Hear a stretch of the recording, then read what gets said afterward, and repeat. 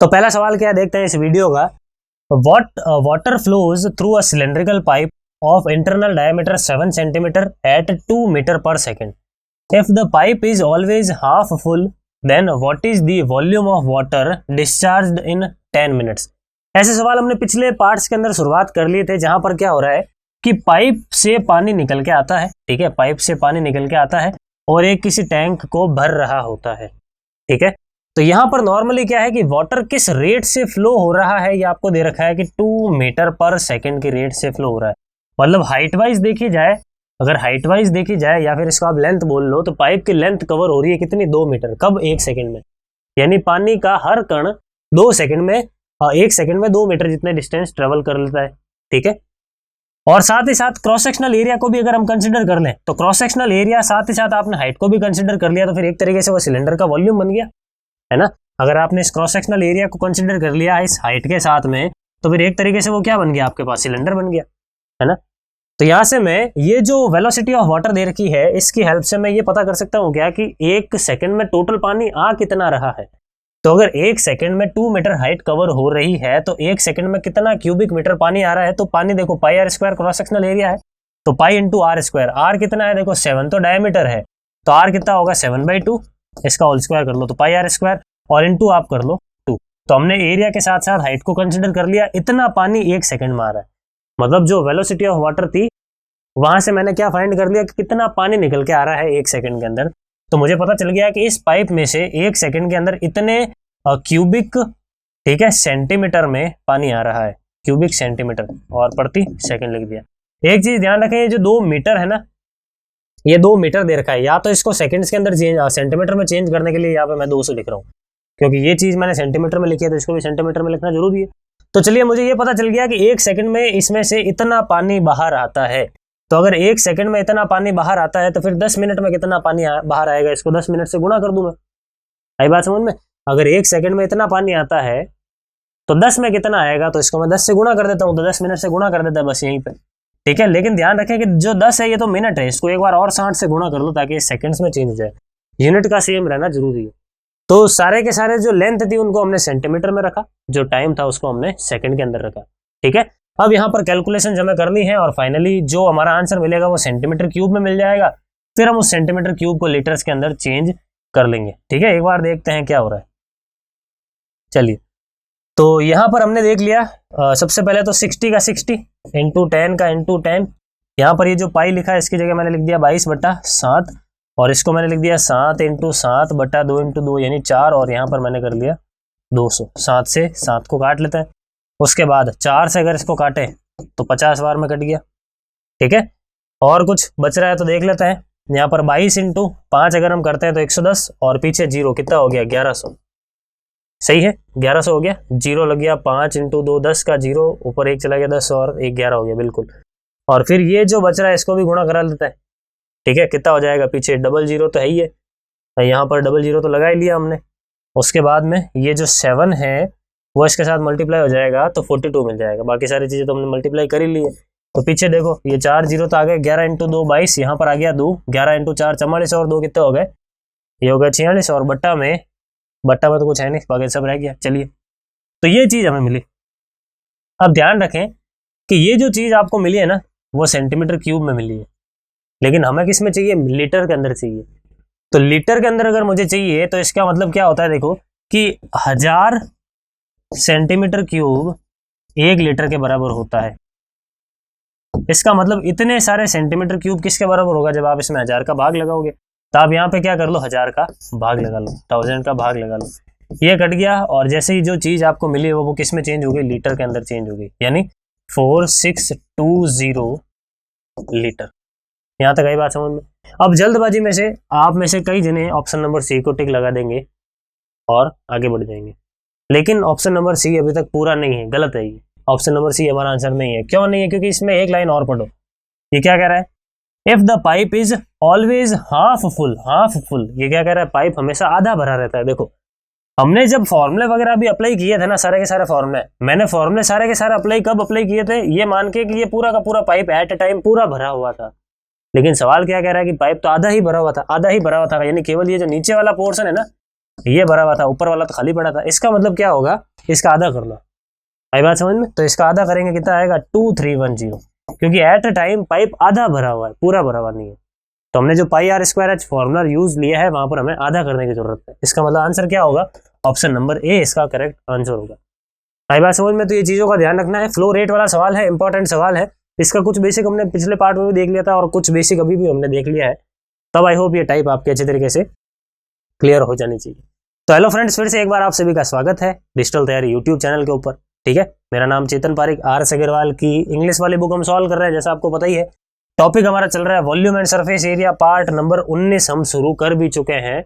एक सवाल हमने कर भी लिया, आपको पता भी नहीं चला एक सवाल हो गया इस वीडियो। ठीक है, आगे बढ़ते हैं अगले सवाल की और। इसी तरीके से आप बने रहिए, पूरे जो सवाल करा रहा हूँ पूरे वीडियो के अंदर आपको एक एक सवाल मेरे साथ साथ ट्राई करते हुए चलना है। चलिए अगला सवाल ये आ गया, बहुत ही अच्छे सवाल आएंगे, प्रैक्टिस करते रहिए जम के मेरे साथ में और बस आनंद उठाते जाइए वीडियो का। क्या कह रहा है ये सवाल, the radius of a cylindrical system is 10 metres and its height is 15 metres. एक सिलेंड्रिकल सिस्टम है, उसकी रेडियस और हाइट आपको दे दी सवाल ने। आगे कह रहा है initially the system is empty, शुरुआत में वो बर्तन खाली था। We start filling the system with water through a pipe whose diameter is 50 centimetre. फिर धीरे धीरे उस सिस्टम को हमने भरना शुरू किया जिसका डायमीटर कितना था, 50 सेंटीमीटर था। Water is coming out of pipe with the velocity of this, pipe में से वाटर किस वेलोसिटी से बाहर आ रहा था, तो वो 5 मीटर प्रति सेकंड से बाहर आ रहा था।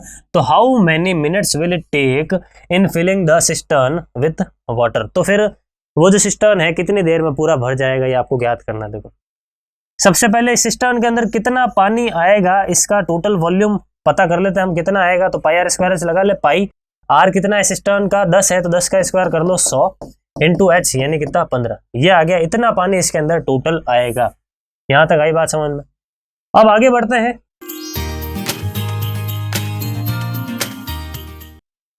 ये जो भी पानी सिस्टम के अंदर आया वो आया कहां से, पाइप से आया।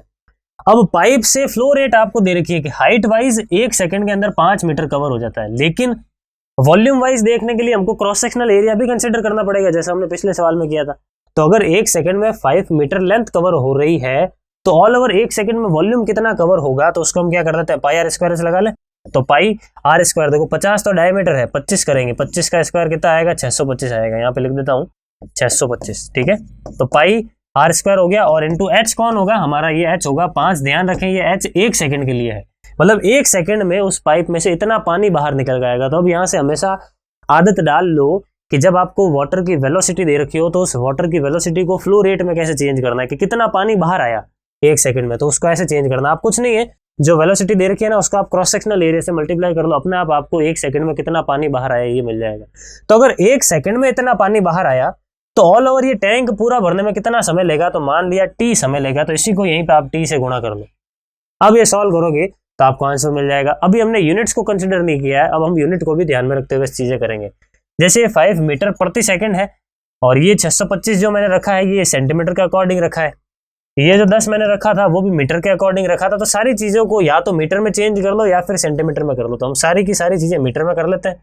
ठीक है, ये जो हमारा 50 था, 50 की जगह 25 का स्क्वायर किया तो बट्टा 100 कर लें, ताकि ये मीटर में चेंज हो जाए। 2 बार क्यों कर रहा हूँ, क्योंकि यहाँ पर आर का स्क्वायर था। ठीक है, तो यहां से जो टाइम मुझे मिलेगा ना वो इन सेकंड्स होगा, फिर उसको मिनट के अंदर चेंज कर लेंगे। ठीक है, वही मिनट के अंदर चेंज कर लेंगे, सेकंड अगर आ गया तो देखते हैं। पहले तो पाई से तो पाई काट ही लो, उसके बाद में 25 से काट लो 25 बार में, 25 से काट लो 4 बार में, 25 से इसको और काट लो, ये कट गया 4 बार में। ठीक है, 5 से इसको काट लो, ये कट गया 3 बार में। तो 4 इंटू 4 16, 16 इंटू 3 कितना हो गया 48, तो 48 और पीछे कितना आ गया 00 सेकंड। सेकंड को मिनट में चेंज करना है, इसी में 60 का भाग लगा लो, 0 से 0 कट गया, ये देखो 80 बार में कट गया। तो 80 मिनट क्या होगा हमारा करेक्ट आंसर, यानी ऑप्शन नंबर डी। आई बात समझ में। तो देखते हैं अगला सवाल क्या है। अगला सवाल देखो, फिर से फ्लो रेट पर आधारित सवाल है। क्या कह रहा है, ध्यान से समझो एक बार, अपनी तरफ से एक बार ट्राई जरूर करो। क्वेश्चन कह रहा है it is required to fix a pipe such that water flowing through it at speed of 7 metres per second fills a tank of capacity 440 cubic meters in 10 minutes. Then the inner radius of the pipe should be. Pipe की त्रिज्या हम क्या रखें, ताकि अगर pipe में 7 metre प्रति minute की रेट से अगर पानी बह रहा है तो 10 मिनट के अंदर 440 क्यूबिक मीटर वाला एक टैंक पूरा भर जाए, यानी हमें जो टैंक भरना है उसका वॉल्यूम कितना है 440 है। यानी ये जो 440 क्यूबिक मीटर वाटर आया है वो आया कहाँ से है, सारा का सारा पाइप से आया है ना, सारा का सारा पाइप से आया है। और वो पाइप से अगर आया है तो देख लेते हैं पाइप से 1 मिनट में कितना पानी आता है। तो 7 मीटर कवर हो रहा है हाइट वाइज, 1 मिनट के अंदर 7 मीटर कवर हो रहा है। तो हम अगर क्रॉस सेक्शनल एरिया को भी कंसिडर कर लें तो जो वेलोसिटी है वो फ्लो रेट में चेंज हो जाएगी। 1 मिनट में कितना पानी निकल के बाहर आ रहा है उसकी क्वांटिटी में मिल जाएगी। पिछले सवाल में भी यही किया, उससे पिछले में भी हमने यही किया था। तो यहाँ पे देखो पाई मान लिया रेडियस आर स्क्वायर, आर है तो आर स्क्वायर हो गया, और एच कितना है 7 है, यहाँ पे लिख लिया मैंने 7। तो 1 मिनट के अंदर इतना पानी बाहर निकल के आ रहा है और हमें पता है कि 10 मिनट के अंदर ये पूरा भर गया। तो अगर 1 मिनट में इतना आया तो इंटू 10 कर दूंगा तो ये इसके बराबर हो जाएगा। अब इस इक्वेशन को सॉल्व कर लो और आर निकाल दो, बस आपको ये पूछा है एट द एंड। तो 0 से 0 कट गया, ठीक है। इसको हम क्या लिख सकते हैं, पाई को हम लिख सकते हैं, देखो यहाँ पर 22/7, ठीक है। 7 से 7 कट गया, इसको आप काटोगे यहाँ पे आप देख सकते हो 2 बार में कट गया। अगर आर स्क्वायर का मान 2 आ रहा है इसका मतलब आर का मान कितना आएगा, √2 आएगा। तो √2 मीटर, ऑप्शन नंबर ए क्या होगा हमारा करेक्ट आंसर, ठीक है। आगे बढ़ते हैं अगले सवाल की ओर। देखो नेक्स्ट क्वेश्चन है 138 नंबर, इसको भी एक बार आप ट्राई करें। ये भी हमारा फ्लो रेट पर आधारित सवाल है। तो देखो फ्लो रेट वाले एक साथ इतने सारे सवाल अब कर लिए हमने, तो अब आपकी ये टाइप अच्छी तरीके से क्लियर हो जानी चाहिए। इस टाइप में स्टूडेंट्स को काफी प्रॉब्लम आती है, तो अब आपको ये डाउट नहीं रहना चाहिए इस टाइप के सवालों में। क्या कह रहा है, water flows out through a circular pipe whose internal diameter is 2 cm at the rate of 6 meter per second into cylindrical tank। Cylindrical tank के अंदर पाइप से पानी आ रहा है, आपको 6 मीटर प्रति second velocity they the water की, और 2 सेंटीमीटर उस पाइप की डायमीटर है, ये भी आपको दे दिया गया है। The radius of whose base is 60 centimetre, cylindrical tank जिसके अंदर पानी जा रहा है 60 सेंटीमीटर उसकी रेडियस है। How much will the level of water rise in 30 minutes. तो आपको पूछा है कि इस बार टैंक का लेवल कितना राइज होगा 30 मिनट के अंदर, ठीक है। ये देखो ये टैंक है, इसमें पानी आ रहा है इस पाइप से, ठीक है। तो ये जो लेवल है इसका कितना इंक्रीज होगा ये हमें फाइंड करना है। मान लिया h इंक्रीज होगा लेवल, मान लिया h इंक्रीज होगा, तो पाई आर स्क्वायर एच लगा दे। पाई आर कितना दे रखा है, देखो 60 दे रखा है, तो ये कितना हो जाएगा 3600 पाई आर स्क्वायर एच, ये लिख दिया मैंने h का h, ठीक है यहाँ तक। अच्छा ये काम करते हैं, ये जो 60 है ना, ये 60 सेंटीमीटर है, इसको मैं क्या करता हूँ मीटर में चेंज करने के लिए 100 का भाग लगा देता हूँ 2 बार, क्योंकि यहाँ पर आर का स्क्वायर था ना, इसलिए 100 का भाग में मैं 2 बार लगा रहा हूँ, तो मीटर में चेंज हो गया ये। तो इतना पानी निकल के आया कुल मिलाकर। अब ये पानी आया कहाँ से, पाइप में से आया। तो देखते हैं पाइप के लिए, पाइप में से हमें पता है कि हाइट वाइज 6 मीटर कवर हो जाता है 1 सेकंड के अंदर, लेकिन वॉल्यूम वाइज कितना कवर हो रहा था हम क्या करेंगे, क्रॉस सेक्शनल एरिया को कंसिडर कर लेंगे। तो पाई इंटू आर स्क्वायर, अगर ये 2 है तो फिर रेडियस कितनी होगी 1 होगी। अगर रेडियस 1 सेंटीमीटर है तो फिर मीटर में कितना होगा 0.01 कर लूं, तो 0.01 का square pi r square into ये जो है हमारी हाइट इंटू यहाँ पर मैंने कर लिया 6 है। तो 1 सेकंड के अंदर इतना पानी बाहर निकल के आ रहा है। अगर 1 सेकंड में इतना पानी आ रहा है तो 30 मिनट में कितना आएगा, यहाँ पर इंटू 30 कर लेते हैं, और इस 30 को फिर से एक बार 60 से गुणा कर लेते हैं ताकि सेकंड्स के अंदर कन्वर्ट हो जाए। ये मिनट है ना, इसको सेकंड में कन्वर्ट करने के लिए अब ये सारी कैलकुलेशन हमें करनी है और हमें h मिल जाएगा, ठीक है। तो देखते हैं पाई से ये पाई कट गया, उसके बाद 00 ये कट गया, देखो इसके साथ 6 इंटू 3 18 होता है, और 18 ये कट जाएगा 2 बार में। उसके बाद यहाँ पर आप देखो कि नीचे 4 जीरो आएंगे, ये जब पॉइंट आप यहाँ से हटाओगे ना तो ये 4 जीरो आएंगे, इसको अब यहाँ से आप हटा ही लो। ये 4 जीरो से ये 4 जीरो भी कट गए, और ये जो 2 है इससे भी ये काट लो 3 बार में। आप देखो कि सब कुछ कट गया, h का मान 3 आया, यानी 3 मीटर। वाटर लेवल कितना राइज होगा, तो वाटर लेवल 3 मीटर राइज होगा। भाई बात समझ में। आगे बढ़ते हैं अगले सवाल की और। देखो एक एक सवाल कि हम एक एक सवाल करते हुए धीरे धीरे बढ़ रहे हैं हम आगे, आप भी करते रहो साथ साथ में। अगला सवाल देखो, ये कह रहा है कि water is poured into an empty cylindrical tank at a constant rate for 5 minutes. आपने क्या किया कि सिलेंड्रिकल टैंक में पानी डाला आपने एक पाइप के माध्यम से, और 5 मिनट तक ये काम किया गया कांस्टेंट फ्लो रेट के साथ, ठीक है। Water after the water has been poured into the tank the depth of the water is 7 feet. जब टैंक के अंदर आपने पानी डाल दिया तो पता चला कि टैंक 7 फीट तक भरा। The radius of the tank is 100 feet, 100 feet आपको रेडियस भी दे दी। Which of the following is the best approximation for the rate at which water was poured into the tank. तो किस रेट के ऊपर वाटर जो है उस टैंक के अंदर आया है। अब एक चीज देखना कि मान लिया x क्यूबिक ठीक है। एक्स अच्छा फीट के अंदर है ना, सारी की सारी कैलकुलेशन सब कुछ फीट में ही है यहाँ पे। चलिए फीट में, तो फीट के अंदर से ही मान लेते हैं हम। मान लिया हमने कि जो फ्लो रेट है, इस बार डायरेक्टली फ्लो रेट को ही मान लेते हैं, क्वांटिटी कितना वॉल्यूम आ रहा है वो हम डायरेक्टली मान लेते हैं। तो माना फ्लो रेट जो है एक्स फीट है, ठीक है, एक्स क्यूबिक फीट पर सेकंड है, ठीक है। यहाँ पर cross sectional area and height यानी वेलोसिटी दोनों को कंसिडर करके ही मैंने एक्स माना है, ठीक है। तो मान लिया एक्स फीट क्यूब पानी आ रहा है एक सेकंड में। तो अगर एक सेकंड में एक्स आ रहा है, ठीक है, इसका मतलब 5 मिनट में कितना आया होगा, इंटू 5 कर लूं और 5 को 60 से गुणा कर लूं ताकि मिनट के अंदर आ जाएगा। तो इतना सारा पानी पाइप से निकल के बाहर आया, और ये पाइप गया कहाँ पे, टैंक में गया, जिसका वॉल्यूम जितना पानी उसके अंदर भरा उसका वॉल्यूम कितना है, तो हम निकाल सकते हैं। पाई आर स्क्वायर लगा लें, अब ये यहाँ से हटा रहा हूँ, पाई आर स्क्वायर लगा देते हैं।